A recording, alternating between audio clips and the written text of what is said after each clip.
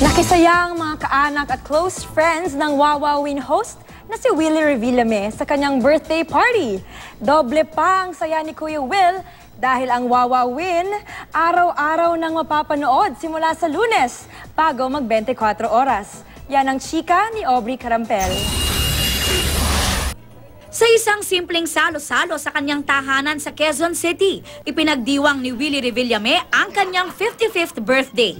Dumalo ang kanyang malalapit na kaibigan sa showbiz na sina Randy Santiago, John Estrada kasama ang asawang si Priscilla Mireles, Bobot Mortiz, Al Tantay, Yayo Aguila at Lolit Solis. Dumating din sa birthday party ang anak na si Meryl Soriano. Masayang-masaya si Meryl para sa kanyang papa, lalo na nang magbalik ito sa telebisyon itong nakaraang taon at ngayong magiging araw-araw na ang Wawawin. Masaya ako na nakabalik siya sa telebisyon dahil dyan talaga ang puso ng tatay ko sa pag-entertain, sa pag-perform. And mas masaya kami ngayon, syempre dahil everyday na siya. Mas naging close nga raw sila simula noong 2015 na itinuturing niyang napakalaking blessing para sa kanilang mag-ama. Ang birthday wish daw niya para sa kanyang Papa Will. Ngayon daily na siya, he really needs to be healthy. Napuno naman ng kantahan ng party.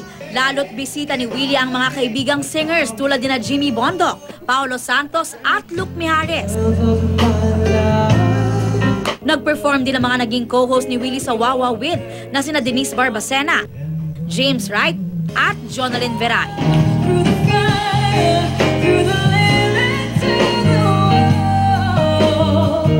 Present din ang mga staff at katrabaho ni Kuya Will sa Wawawin, pati na ang kanyang bagong dancers na tatawaging Lala Lala Ladies. Bisita rin ni Willie ang ilang executives ng Kapuso Network, kabilang si First Vice President for Program Management Joey Abacan na kinumpirmang mula sa Lunes ay araw-araw nang mapapanood ang Wawawin. It's going to start February 1, 5:30 to 6:30 ng gabi. Before 24 oras, we're going to see Wawawin already araw-araw.